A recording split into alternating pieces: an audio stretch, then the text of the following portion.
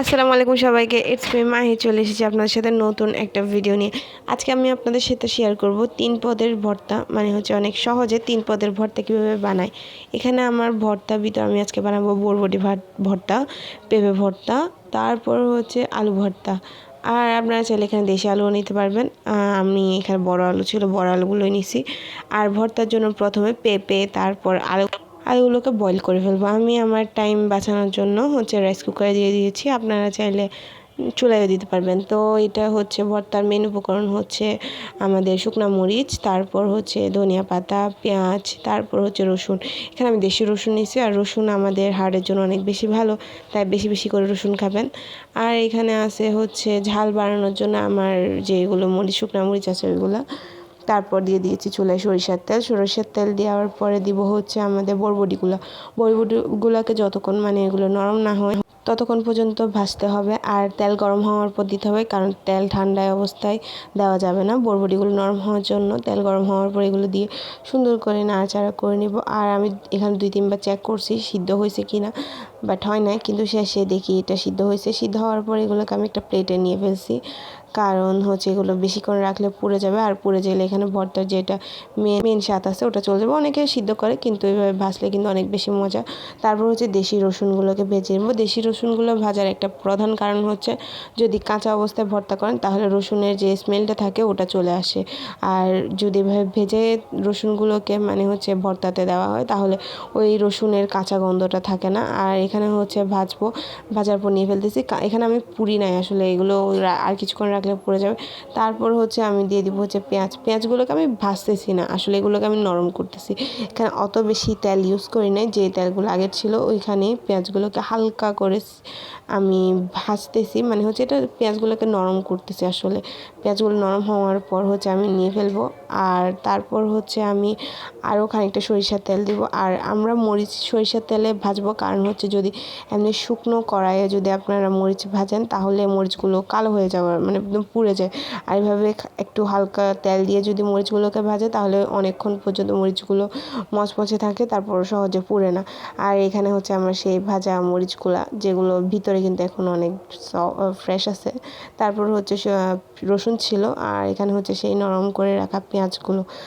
তারপর আমি প্রথমে বানিয়ে নিব হচ্ছে বরবটি ভর্তা। কেউ চাইলে হচ্ছে ব্লেন্ডারেও করবেন, কিন্তু ব্লেন্ডারে করলে সেই মজাটা আসে না, যেটা মানে হচ্ছে হাত দিয়ে অথবা পাটায় বেটে, মানে হচ্ছে পাটায় বাটলে যে স্বাদ আর হাতের মধ্যে মানে এইভাবে করলে যে স্বাদটা আছে সেটা ব্লেন্ডারে আসে না।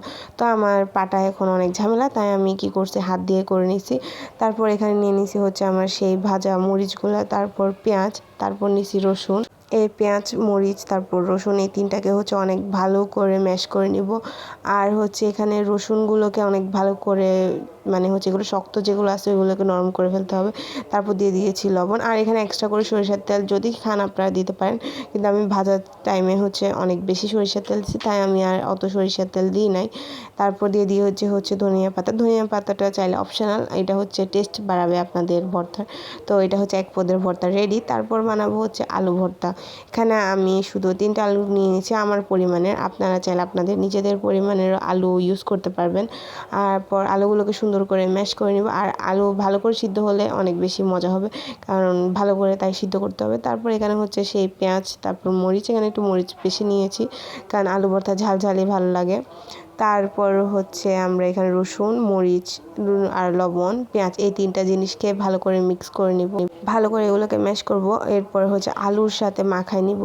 আর এখানে আপনারা একটু সরিষার তেল ইউজ করবেন, কারণ আলু ভর্তাতে সরিষার তেলের স্মেলটা অনেকজন থেকে ভালো লাগে, যারা ভালো লাগে না তারা স্কিপ করবেন। এই তো আমার হচ্ছে 2য় পদের ভর্তাও রেডি, আলু ভর্তা। তারপর হচ্ছে পেঁপে ভর্তা, যেটা অনেকজনে খায় না, এটা হচ্ছে ফার্স্ট ট্রাই করছি আমি, বাট এটা অনেক বেশি মজা ছিল।